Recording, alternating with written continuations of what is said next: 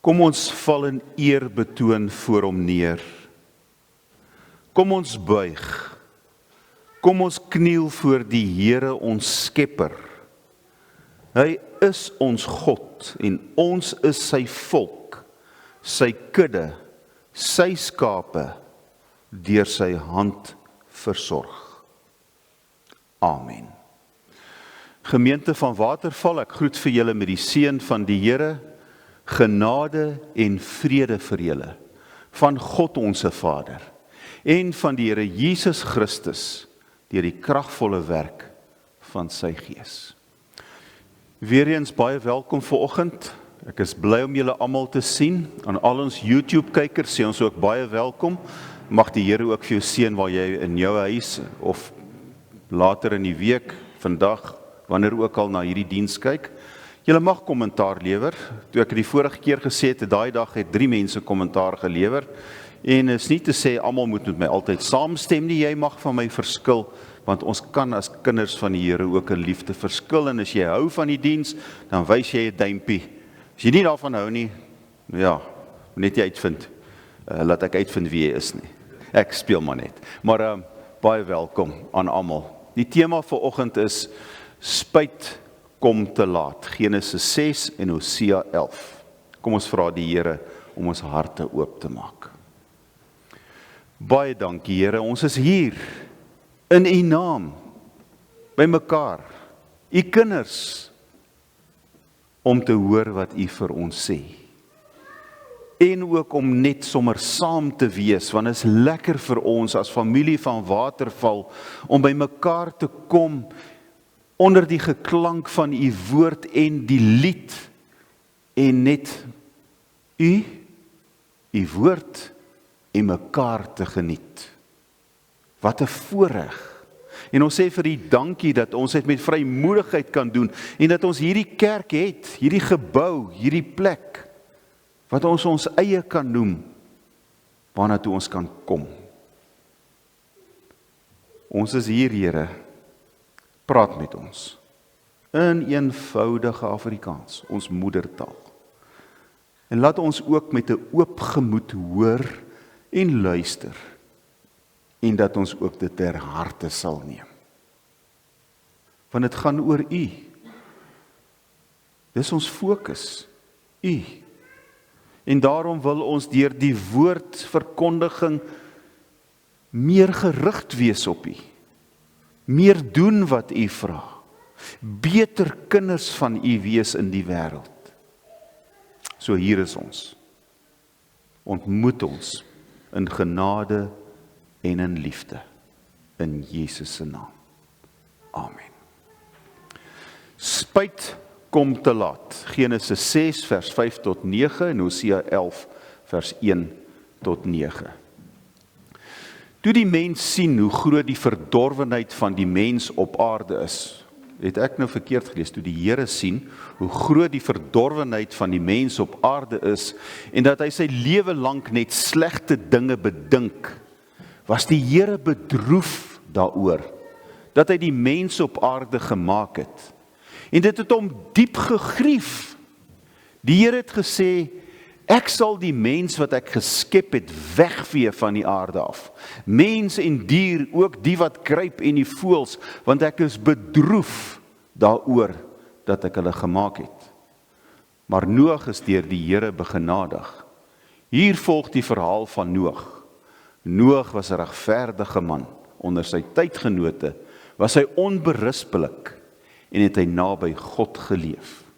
En dan in Hosea, toe Israel nog 'n kind was, het ek hom al lief gehad. Ek het hom, my seun, uit Egipte geroep. Maar toe die Baals hulle roep, het Israel my verlaat en vir die Baals gaan offer, vir afgodsbeelde offers gebring. Ek self het Efraim leer loop. Ek het hulle op my arms gedra, maar hulle wou nie erken dat dit ek is wat vir hulle sorg nie. Ek het hulle met sorg en liefde gelei. Ek was vir hulle soos iemand wat die juk oplig as hy trekdier skaaf.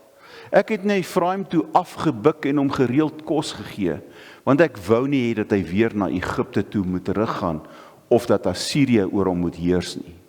Maar Efraim het geweier om hom te bekeer. Daarom sal sy stede deur oorlog verwoes word en sy waarsers uitgeroei word.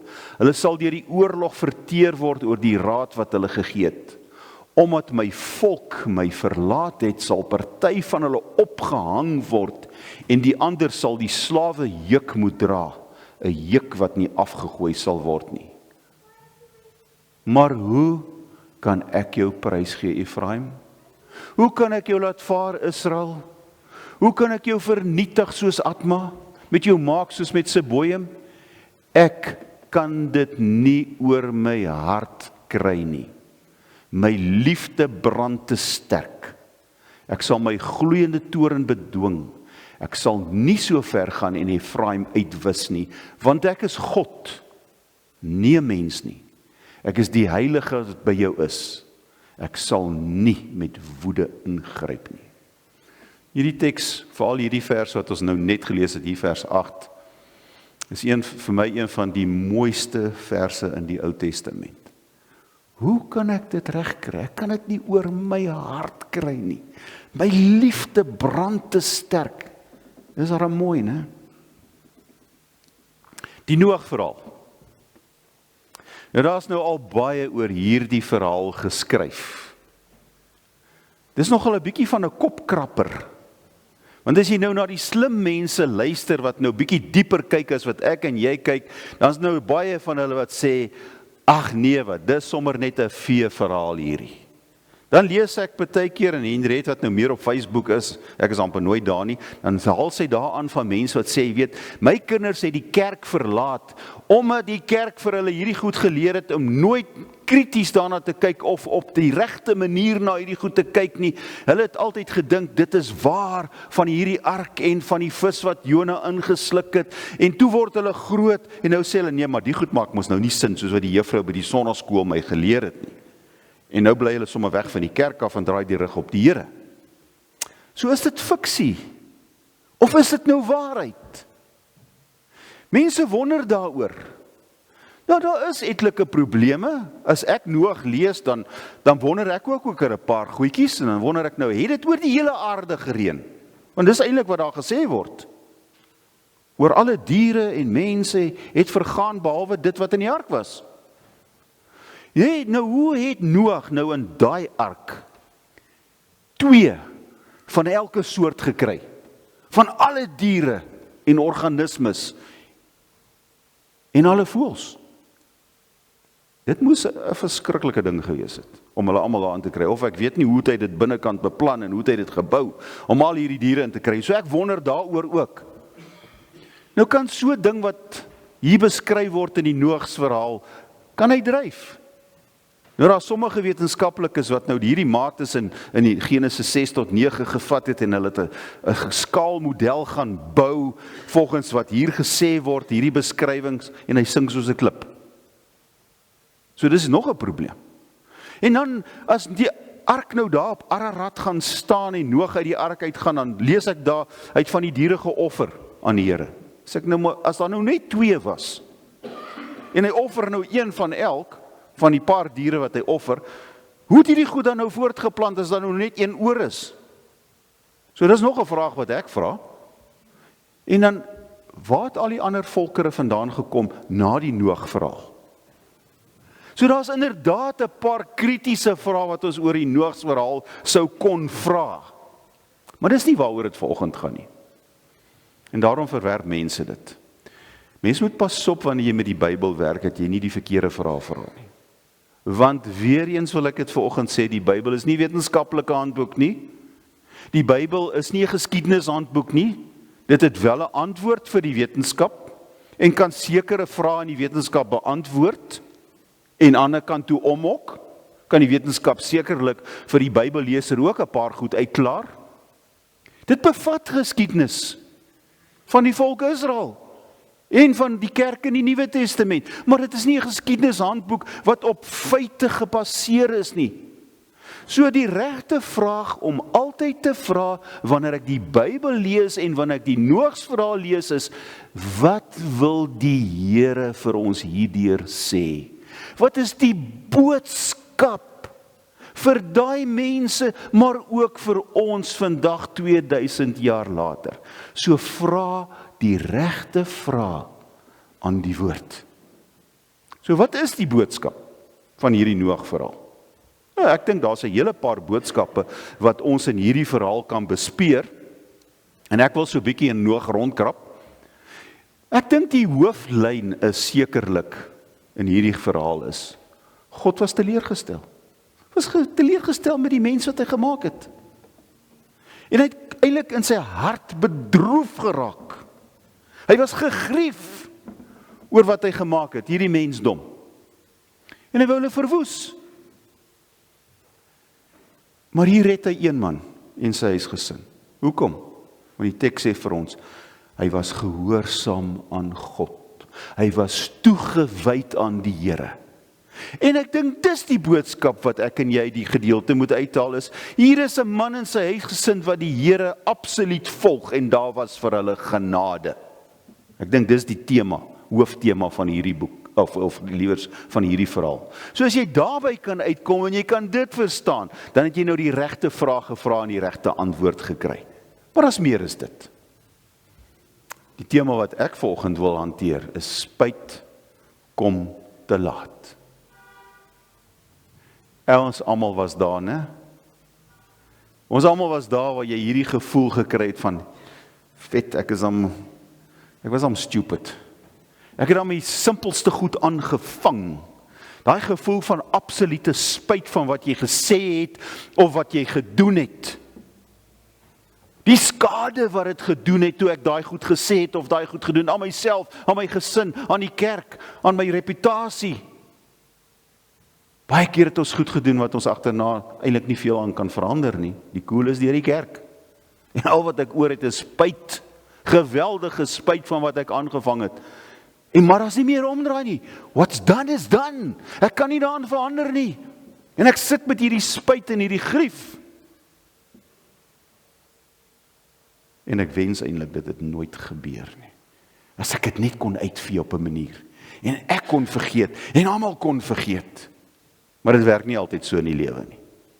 En nou lees ek in hierdie gedeelte, God het spyt. Dis verskriklik, né? Om hier te moet lees dat die Here het spyt. Hy's gegrief oor die feit dat hierdie mensdom nie is wat hulle behoort te wees nie. Hy is spyt oor wat hy gemaak het. Dis verskriklik. En waarom is hy spyt? Hier lê die antwoorde.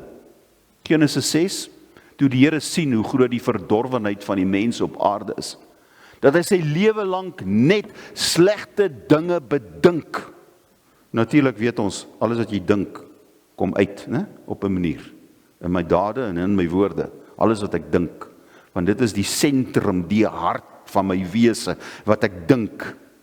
So wat dink ek? En dan as ons nou Hosea kyk, die Here het hierdie volk uitgekies, hy het hulle daar uit Egipte uitgehaal, nog voordat het hy vir Abraham gesê, jy is myne, jou nageslag is myne. Wat het Abraham gedoen om dit te verdien? Hy het daar onder 'n boom gesit, daar in Haran. En die Here kom staan, langs hom en sê vir hom, nou is jy myne, en ek gaan jou nageslag soveel maak soos die sterre in die hemel en die sandkorrels van die see. Hy het dit nie verdien nie. Hierdie volk is die uitverkore volk van God. En dan red hy hulle uit die slawerny uit Egipte en hy vat hulle daai 40 jaar deur die woestyn. En hy sorg vir hulle op elke manier. En al wat God van hierdie volk verlang, is dat hulle hom moet dien en hom volg. En wat maak hulle? En dis wat die profeet Hosea sê, en julle die woorde gelees. Dit is regtig, hy oordryf eintlik in hierdie gedeelte, hoe die Here afbuk. Hoe buk God nou af na die mens toe? Maar is net om te kan sê, met soveel moeite, amper soos die boer, gee so om vir sy trekdier, daai dier waarmee hy ploeg, en hy sorg vir hulle, hy het vir hulle kos gegee, hy het vir hulle alles gegee. En wat doen hulle?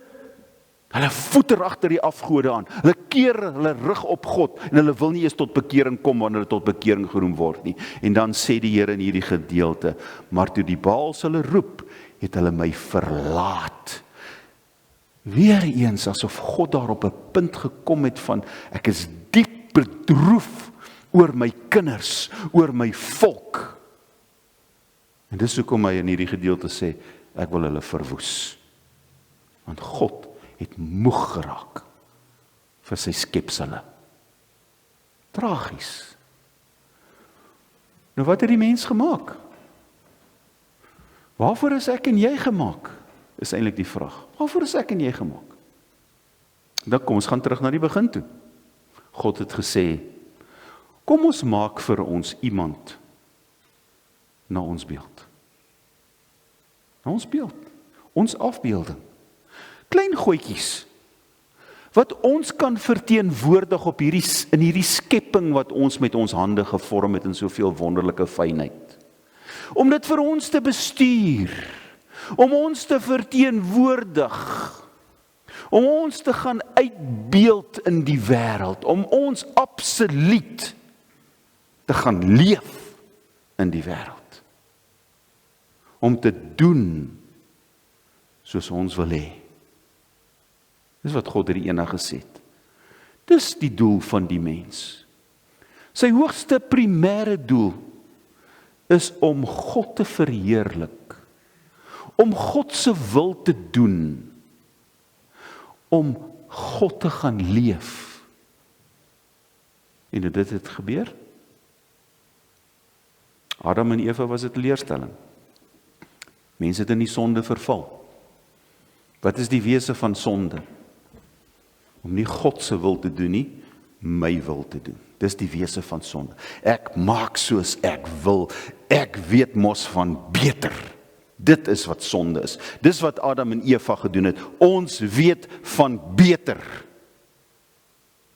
En dis die hartseer. So die skepsel, die kroon van God se skepping, wat hy met soveel liefde en soveel fynheid gemaak het, was 'n totale teleurstelling. Ek wil net een ding noem. Kyk wat se teleurstelling is ons. Wie die meeste skade aan hierdie natuur gedoen, waarin ons leef? Ons. Ons roei die diereryk uit. Ons verwoes. Ons breek af. Die diere lyk my is in harmonie. En in harmonie met God. En is deel van hierdie skepingsorde wat God geskep het. En die mens, ons doen ons eie ding, soos ons wil. En daarom word hierdie mensdom gekenmerk aan moord en haat en liefdeloosheid, afbreek, verwoesting, boosheid. Kyk hoe lyk dit in die wêreld op die oomblik. Ek hoef nie vir julle te sê hoe boos is die mensdom nie. Om nie eens te praat van ons eie doen en late nie. Is dit wat God wou gehad het? Glad nie. Kan jy en ek verstaan waarom die Here dan na die mensdom kyk in Noag se tyd en sê, ek is gegrief, ek is teleurgestel, ek is bedroef oor wat ek gemaak het, ek wil hierdie lot verwoes. En dan weer na sy volk, sy kinders, wat hy geroep het, te sê, hoe nou? Ek het hierdie mense gedra, hulle gekies omdat hulle dit verdien, vir hulle land gegee, ek het vir hulle alles gegee, ek het hulle al my seëninge gegee, al my liefde, my uitverkore liefde, en wat maak hulle daarmee? Gaan agter die afgode aan. Wat 'n teleurstelling vir die Here. Dis mos nie wat hy wou gehad het nie. Daarom dat die Here sê, maak 'n einde daaraan. Ek sal die mens wat ek geskep het, wegvee van die aarde af. En dan weer in Hosea 6, daarom sal hulle verwoes, hulle stede, opgehang word, slawe, weggevoer word. Ek is klaar met hulle, ek verwoes hulle. Dank die Here, dat hy nie op daai punt kom met my en jou nie, né? Dis tragies. Baie tragies. Wat sou ek en jy gedoen het, as ek in die Here se skoene was? Want ons weet mos wat ons doen hier in die lewe. As iemand my te nakom, draai jy rug op hulle. Slam met hulle. Ons doen dit maklik, né? Ons kan maklik net die boek op iemand toemaak, of die deur op iemand toemaak. Maklik, selfs hier in die gemeente sien ek dit van tyd tot tyd. Vererg ons vir iemand oor die kleinste, simpelste goedjies, en nou onttrek ons, en ons maak die deur toe op mekaar. Hoe belaglik is dit nie? En God, wanneer ek en jy hom teleurstel, en ek en jy doen dit amper elke dag, draai God sy rug op ons? Maak hy met ons klaar? Natuurlik haat hy sonde. Hy verwag van my en jou toegewydheid, gehoorsaamheid, getrouheid. Ons het dit vir mekaar nou baie gesê, en ek sê dit ook op huisbesoek, wanneer ek nou praat oor Johannes 14 vers 15. As julle my liefhet, sê die Here Jesus, sal julle my gebooie gehoorsaam. So kom ons help speletjie speel. As ek die Here liefhet, doen ek wat hy van my vra. Ononderhandelbaar. Anders te speel ek. Gaan lees maar 1 Johannes ook. Hoe kom hier dieselfde tema oor en oor by hom voor? Hoe kan jy sê, ek het God lief as ek nie my medemens lief het nie? Hoe kan ek sê, ek het God lief as ek nie sy wil gehoorsaam nie? Dis wat hy van my en jou vra. En daarom, dat God wel tot die punt oorgaan, en die mensdom met reën verwoes, in Noag se tyd. Daarom dat hy in Hosea se tyd sê, ek wil hierdie lot van ontslaa raak nou. Kan nie meer nie. Dan kom die wonderlike draaipunt. God kry dit nie oor sy hart nie. Die woord genade, charis, gawe, geskenk, verniet. Sê hierdie man sal my gehoorsaam. Hierdie man volg my, hy en sy gesin. Hierdie man dien my met ywer. Vir hom sal ek red. Vir hom het ek genade. En dan is dit kom by Israel. Maar hoe kan ek jou prys gee?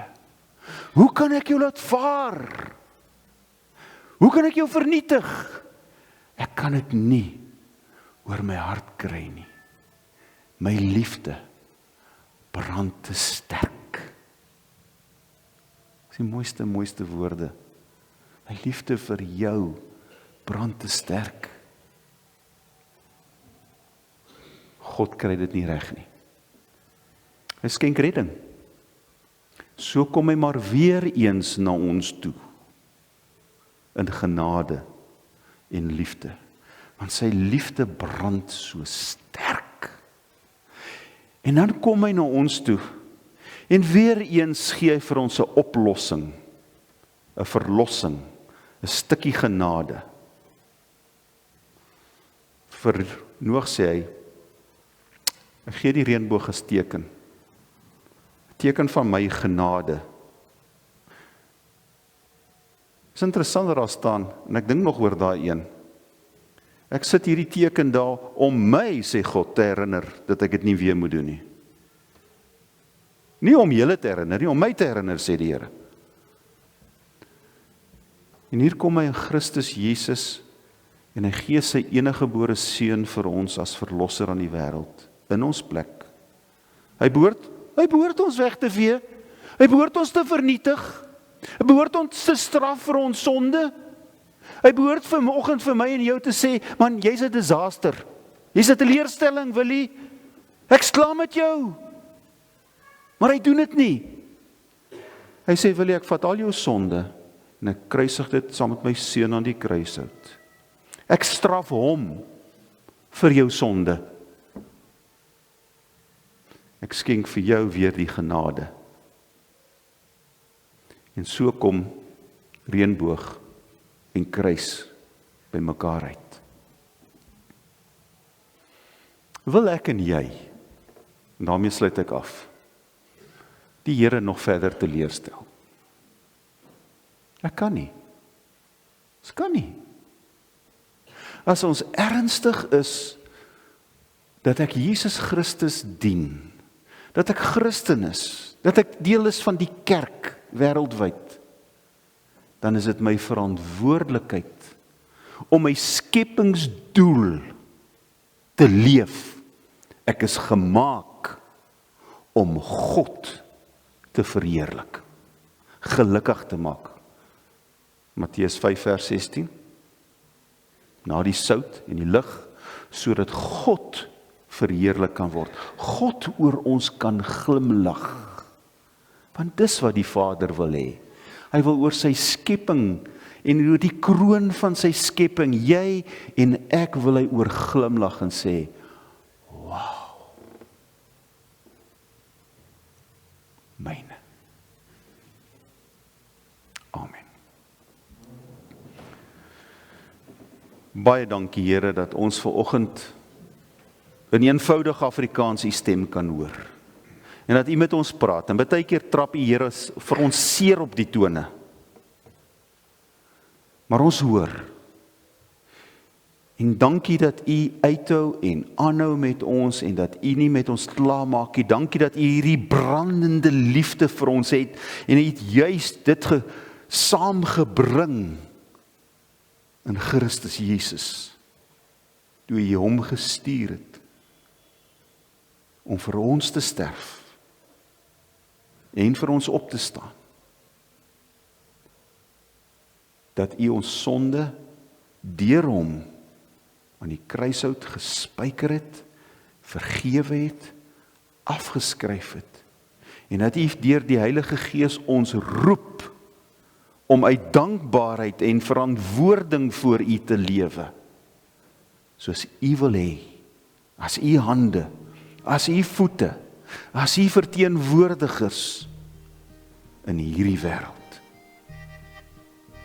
So help ons Heilige Gees daartoe om gehoorsaam te wees aan u. Ek bid dit toe vir elkeen in hierdie kerk en wat nou hierdie preek luister. Seën ons in Waterval gemeente, Here. Maak dat ons 'n gemeenskap sal wees van verdraagsaamheid, van liefde, van omgee, van vergifnis, wat mekaar eerste stel, wat u dien, eerder as onsself te dien. Ons bid vir hulle op die siekelys. Ons bid vir ons bejaardes. Ons bid vir wysheid en insig vir ons ouers, om ons kinders groot te maak. Hierdie wêreld is nie maklik nie, want hulle het met ander uitdagings te doen as wat ons mee groot geword het. So gee vir ons ouers wysheid. Seën ons gemeente, ons gemeenteraad. Here, ons bid ook vir ons finansiële posisie in hierdie gemeente, waaroor ons bekommerd voel, dat u ook vir ons mense sal wysheid gee, en verantwoordelikheid sal gee, om elkeen by te dra soos wat hulle kan, na die beste van hulle vermoë. Dankie Here dat u ons lief het, vir al die goedheid, vir al die guns. Ons prys u en loof u daarvoor. In Jesus naam. Amen. Ontvang die seën van die Here, mag die genade van ons Here Jesus Christus met ons wees. Mag sy genade, sy liefde, sy gehoorsaamheid ons dryf om uit dankbaarheid deur die Gees van die Here te lewe, dat ons die Vader sal verheerlik. Oorval ons met u goedheid.